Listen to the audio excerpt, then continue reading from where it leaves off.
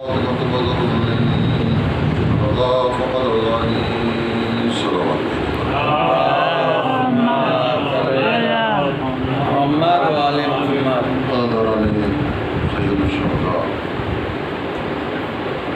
فاطمیہ کی سے مسلسل جاری ہے اور آج یہ شب شہادت کونین جو دونوں روایتیں ہیں اس پورے عرصے میں ان مجلسوں کا اہتمام کیا جاتا ہے تاکہ لوگوں کو یہ پتہ چلے کہ رسول کی اکلوتی بیٹی کے ساتھ امت نے کیا کیا ظلم کیے۔ عزیزوں، شہزادی کونین کی وہ منزلت ہے کہ جہاں انسان کی فکر کا پہنچ پانا ممکن ہی نہیں، اس لیے کہ سرکار دو عالم نے ارشاد فرمایا کہ اللہ نے سب سے پہلے میرے نور کو خلق کیا اور علی اور میں ایک نور سے ہیں، لیکن آواز قدرت آئی کہ اے میرے حبیب، اگر فاطمہ کو خلق کرنا مقصود نہ ہوتا تو نہ تمہیں خلق کرتا نہ علی کو خلق کرتا، یعنی ساری کائنات کی خلقت کا سبب بنت رسول حضرت فاطمہ زہرا سلام محمد و آل محمد۔ مسلسل آپ امتیازات سن رہے ہیں، شہزادی کے فضائل سن رہے ہیں، بی بی کا کیا مرتبہ ہے وہ آپ مسلسل سنتے رہتے ہیں۔ دو چار باتیں آپ کی خدمت میں عرض کرنا ہے کہ شہزادی کی محبت اگر انسان کے دل میں ہو، بھلے ہی اس کا تعلق کسی بھی مذہب سے ہو یا کسی بھی مسلک سے ہو، اس کے لیے کیا کیا اس کائنات کے اندر برکتیں ہیں، یا ائمہ معصومین علیہ السلام اس کو کیا دیتے ہیں۔ عزیزوں، اگر ہم تاریخ کی روح سے دیکھیں تو بی بی کی زندگی جو ہے وہ مسلسل اس کا پیغام بلند کرنے میں گزری ہے۔ بعد رسول ہم نے یہ دیکھا کہ کچھ لوگوں نے آل محمد کے ساتھ جو ہے وہ اس طرح کا رویہ رکھا کہ ان لوگوں کو مسلمان کہنے کو دل ہی نہیں چاہتا، اور بی بی کی زندگی جو ہے وہ تبلیغی ولایت مولائے کائنات سے شروع ہوتی ہے۔ یہ نہ سوچیے گا کہ بی بی جو ہے وہ صرف دربار میں گئی اور دربار میں وہ جو آپ کی ملکیت غصب کر لی گئی تھی اس کے لیے گئی۔ اس ذیل میں ایک واقعہ سناتا ہوں۔ تاریخ اسلام کا بہت بڑا نام ہے ابن حدید معتزلی، نہج البلاغہ کی شرح کی، عالم اہل سنت ہے۔ انہی کے اشعار مولائے کائنات کے غربت میں لکھے ہوئے ہیں، اس پر آپ نے تذکرہ علماء اور فاقدین سے سنا ہوگا۔ ان کے ایک شاگرد ہیں نقیب ابن ابی جعفر۔ نقیب ابن ابی جعفر نے ابن حدید معتزلی سے سوال کیا کہ سرکار، ایک سوال ہے، آپ سے جواب چاہتا ہوں۔ استاد نے کہا بسم اللہ، کہ یہ بتائیے کہ فدق بنت رسول کا حق تھا کہ نہیں تھا؟ استاد نے جواب دیا بے شک حق تھا۔ شاگرد نے اس کے بعد دوسرا سوال کر لیا کہ اگر فاطمہ کا حق فدق تھا تو دیا کیوں نہیں؟ جبکہ اگر رسول کی بیٹی یوں ہی مطالبہ کر دیتی تو بھی امت پر فرض تھا کہ رسول کی بیٹی کو خالی ہاتھ نہ واپس کرتے۔ اگر ان کا حق تھا تو ان کو دیا کیوں نہیں گیا؟ نقیب ابن ابی جعفر سے ابن حدید معتزلی کہتے ہیں کہ بے وقوف تھے جو دے دیتے۔ کا کیا مطلب کہ آج فاطمہ فدق لینے کے لیے آئی تھی، اگر دربار فدق کو واپس کر دیتا تو رسول کی بیٹی کل کو آتی کہ خلافت میرے شوہر کا حق ہے، اس کو بھی واپس کرو۔ صلوات بھیجیے پر محمد والے محمد۔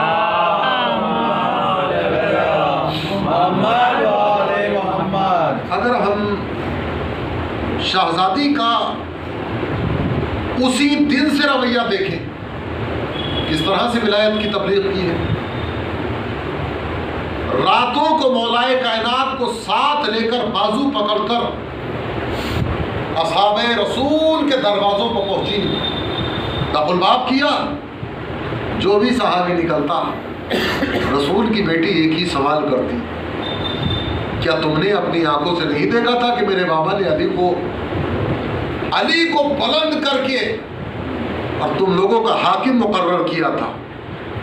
عزیزو جواب تو کچھ نہیں ملتا، لوگ دروازے بند کر لیتے ہیں۔ لیکن یہ ولایت کی تبلیغ تھی جو فاطمہ زہرا سلام اللہ علیہا نے کی۔ لہذا اب ہماری دو ذمہ داریاں ہیں، ایک تو یہ کہ ہم حق زہرا کو بیان کریں، دوسری یہ ہے کہ ہمیں جب کبھی اور جہاں کہیں موقع ملے ولایت علی کو ضرور بیان کریں۔ ایک سلامات بھیجیے پر محمد والے محمد۔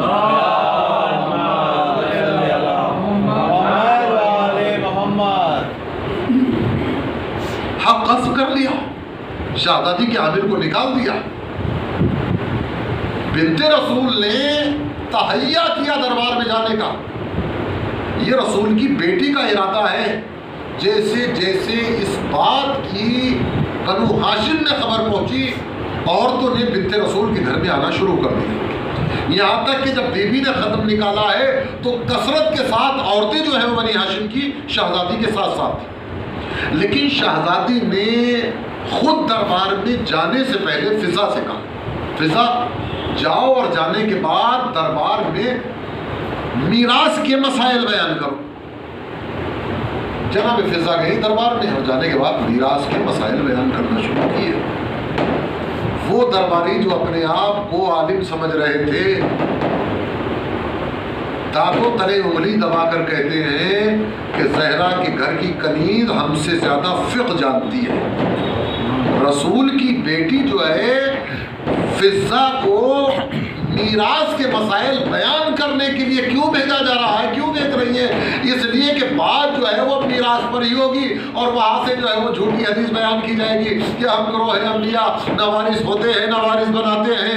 عزیزان گرامی، رسول کی بیٹی وارث بھی ہے اور دنیا کو بتانا چاہتی ہے کہ تم اگر علم کی بات کرنا چاہتے ہو تو علم تو ہمارے گھر کے غلام اور کنیزوں کے پاس اتنا ہے کہ کائنات ان کا مقابلہ نہیں کر سکتی۔ بات ذہن میں آئی؟ لیجیے جناب، اس کے بعد رسول کی بیٹی خواتین کے جھرمٹ میں دربار میں پہنچی۔ عزیزوں 4 گھنٹے رسول کی بیٹی کھڑی رہی، پیروں میں ورم تو آیا لیکن بال سفید نہیں ہوئے۔ مسائل میں انشاءاللہ اس کا حوالہ دوں گا کہ بال اتنی سی دیر میں کیسے سفید ہو گئے۔ 3 ہستیاں ہیں ایسی کہ جن کے فی الفور بال سفید ہوئے۔ ایک امام حسین علیہ السلام، جب تک علی اکبر میدان میں نہیں گئے تھے حسین کی کمر بھی سیدھی تھی، بال بھی سیاہ تھے، لیکن جیسی حسین کا کڑیا جوان میدان کارزار میں پہنچا ہے، حسین کے بال سفید ہو گئے، زینب کے بال سفید ہو گئے، رسول کی بیٹی کے بال سفید ہو گئے۔ عزیزوں، میں نے کہا نا کہ بیوی سے محبت کرنے کا کیا تھا۔ ہاں شہزادی، ایک جملہ پڑھ کر جو ہے بات کو جو ہے آگے بڑھانا چاہتا ہوں۔ رسول کی بیٹی گئی اور جانے کے بعد کہا اعلموا انی فاطمہ ابی محمد، پہچان لو مجھے کہ میں فاطمہ ہوں جس کے بابا محمد ہیں۔ رسول کی بیٹی نے یہ کہہ کر خطاب نہیں کیا کہ مجھے پہچان لو میں محمد کی بیٹی ہوں، نہیں، اپنا تعارف اس لیے اس طرح سے کرایا کہ مجھے پہچان لو کہ میرا بابا محمد ہے۔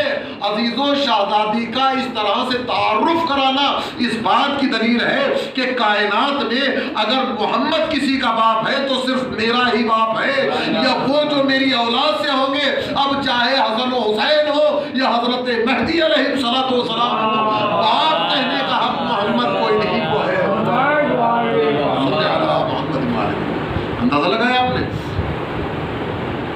تاریخ بتاتی ہے کہ رسول کی بیٹی دربار میں کھڑی رہی، ایک بات محبت پر آ کر پھر اسی بات پر آتی۔ دو بھائی ہیں، ایک آل محمد کا چاہنے والا حقیقی معنوں میں اہل بیت اطہار علیہ السلام کا ماننے والا، یعنی مومن ہے، ولایت ائمہ معصومین علیہ السلام کا قائل ہے، لیکن ایک دوسرا بھائی ہے وہ آل محمد کو اس طرح سے نہیں مانتا، لیکن شہزادی کا مطیع و فرما بردار اور ان سے بے پناہ محبت کرنے والا ہے۔ دونوں نے ارادہ کیا، اس کو آیت اللہ یزدی نے لکھا ہے کہ وہ دونوں جو ہے وہ مشہد مقدس زیارت کے لیے جب مشہد پہنچے تو مشہد کے قریب پہنچنے کے بعد، بالکل حرم کے قریب پہنچنے کے بعد، یہ جو محب فاطمہ زہرا سلام اللہ علیہا تھا، اس کا انتقال ہو گیا۔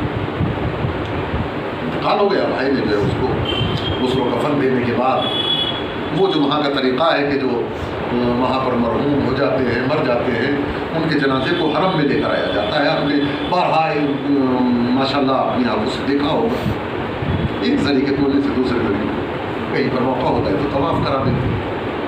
لہٰذا اس نے بھی اپنے بھائی کو غسل و کفن دیا، اور غسل و کفن دینے کے بعد زری میں لے کر آیا، اور حرم سے اتار کر جو ہے قبرستان میں پہنچنے کے بعد اس نے اپنے بھائی کو دفن کر دیا۔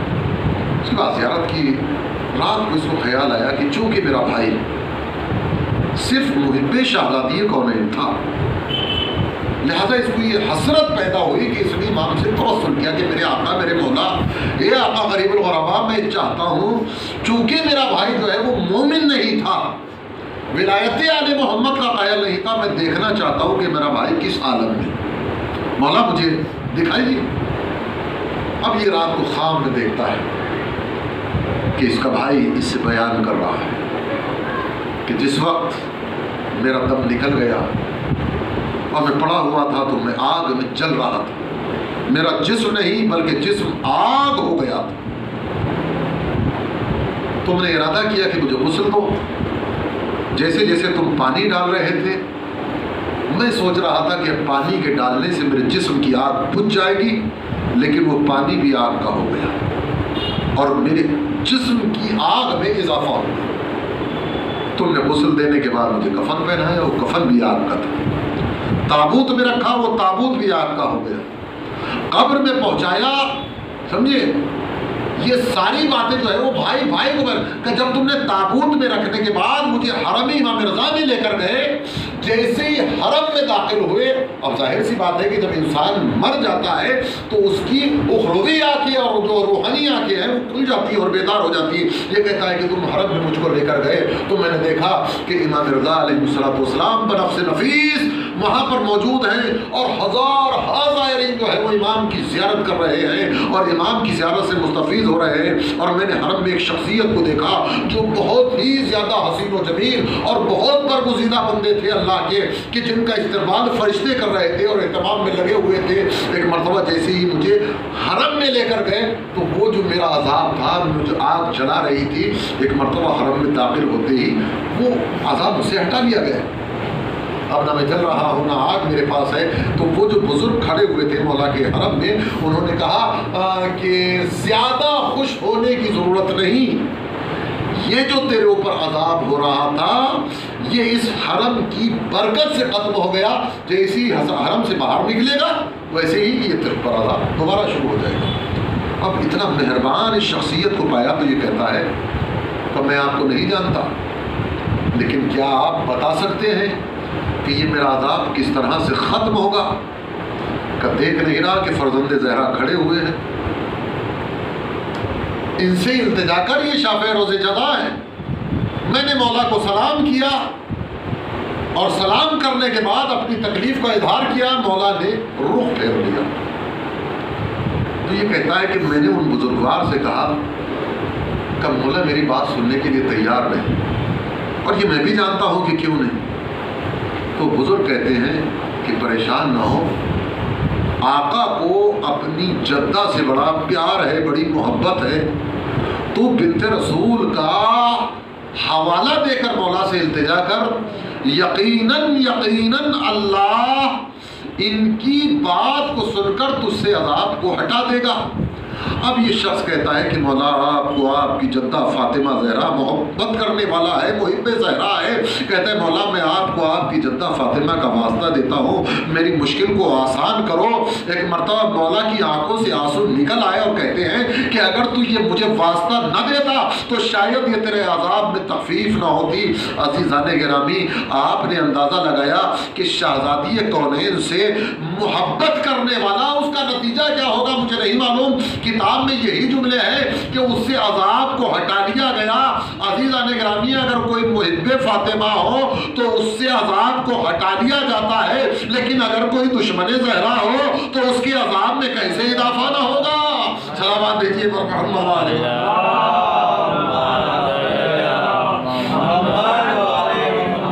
تو وہ بی بی کہ جس کو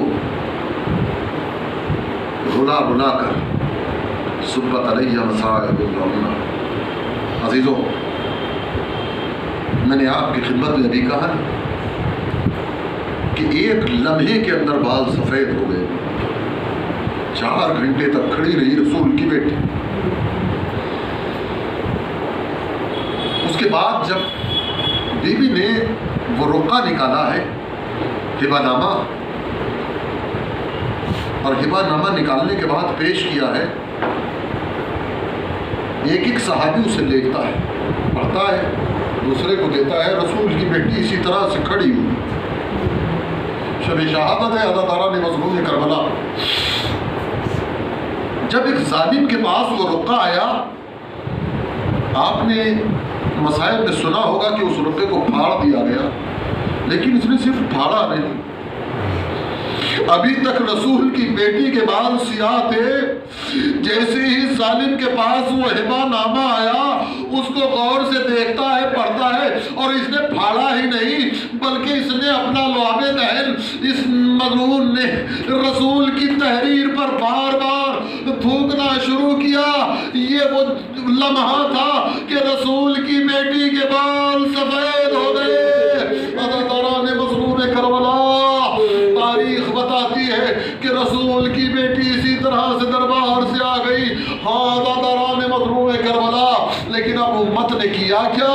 ہاں اللہ تعالیٰ نے مظلوم کربلا، اب بات یہ آئی کہ علی سے بیعت لی جائے۔ اللہ تعالیٰ یہ ظالم جو ہے وہ در سیدہ پر جمع ہو گئے، در سیدہ پر جمع ہوئے اور آواز لگا رہے ہیں ابو الحسن کو باہر نکالو، ابو الحسن کو باہر نکالو۔ اللہ تعالیٰ نے مظلوم کربلا، رسول کی بیٹی یہ آوازیں سنتی ہوئی دروازے پر آئی، لیکن آوازیں بدل رہی ہیں، ہم دروازے کو توڑ دیں گے، ہم دروازے کو آگ لگا دیں گے۔ یہ صرف کہی نہیں رہے، انہوں نے دروازے کو آگ لگا دی، دروازے کو مسلسل دھکے پر دھکا دیا جا رہا ہے، لیکن رسول کی بیٹی دروازے کو روکے ہوئے ہے۔ ہاں اللہ تعالیٰ نے مظلوم کربلا، مصائب میں آپ نے سنا ہوگا کہ جلتا ہوا دروازہ بی بی کے پہلو پر گرا، اور یہ صرف دروازہ ہی نہیں تھا، اس دروازے میں لوہے کی کیلیں تھی۔ جب دروازہ جلتا ہوا دروازہ رسول کی بیٹی کے پہلو پر گرا، ارے وہ لوہے